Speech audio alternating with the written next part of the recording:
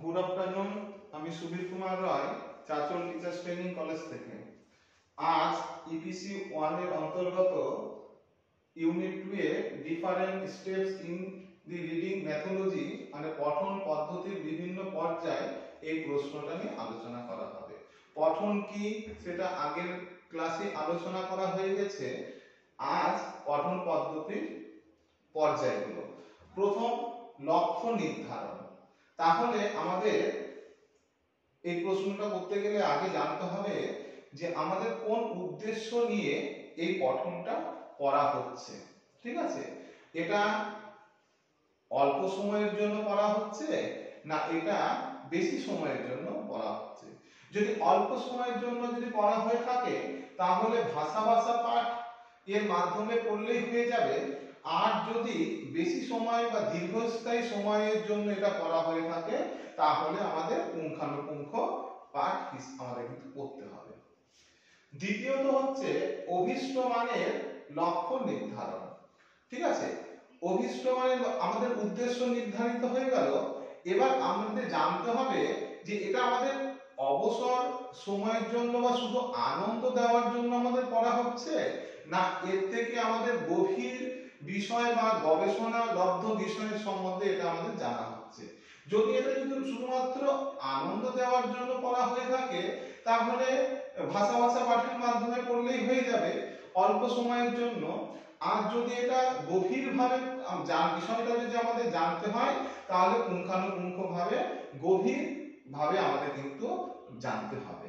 ঠিক আছে, এক্ষেত্রে আমাদের বিশেষ কোনো পদ্ধতির কিন্তু প্রয়োগ করতে হবে। আর যদি ভাষা ভাবে যদি জানা যায় তাহলে আমাদের বিশেষ কোনো পদ্ধতির কিন্তু প্রয়োগ করার কিন্তু দরকার হয় না। 3 নম্বর হচ্ছে আনুমানিক সময় স্থিতিকরণ। যদি আমাদের অল্প সময়ের জন্য পড়া হয়ে থাকে, যদি শুধুমাত্র তার বিষয়টা সম্পর্কে জানা হয়ে থাকে তাহলে অল্প সময়ের মধ্যেই আমাদের পড়াটা হয়ে যাবে, সময় বেশি লাগবে না। আর যদি আমাদের গভীরভাবে চিন্তা ভাবনা করতে হয় বা গভীরভাবে বিষয়টা জানতে হয় তাহলে আমাদের কিন্তু এটা কিন্তু পড়তে কিন্তু সময়টা বেশি লাগবে। নেক্সট হচ্ছে নিবিড় পঠন, জটিল পঠন। যদি বিষয়ের কাঠিন্যতা আগে জানতে হবে, যদি বিষয়টা কঠিন হয় তাহলে আমাদের নিবিড়ভাবে পড়তে হবে, পুঙ্খানুপুঙ্খভাবে পড়তে হবে, ব্যাখ্যা বিশ্লেষণ করে পড়তে হবে, প্রত্যেকটি শব্দের অর্থ শব্দের মানে সমস্ত কিছু জেনে আমাদের কিন্তু তাহলে পড়তে হবে। কারণ নিবিড়ভাবে দীর্ঘস্থায়ী আমাদের মনে রাখার জন্য কিন্তু এই পঠনটা দরকার। আর যদি তেমন কিছু না হয় তাহলে ভাষা ভাবে পড়লেই হবে। উদ্দেশ্য পূরণ না হওয়া পর্যন্ত ফলাফল বিচার ও পুনর্পঠন। আমরা একটা নির্দিষ্ট কোনো উদ্দেশ্য নিয়েই তো আমরা এই বিষয়টা পড়ছি, তো আমাদের সেই উদ্দেশ্যটা পূরণ হচ্ছে কি হচ্ছে না সেটা আমাদের জানতে হবে।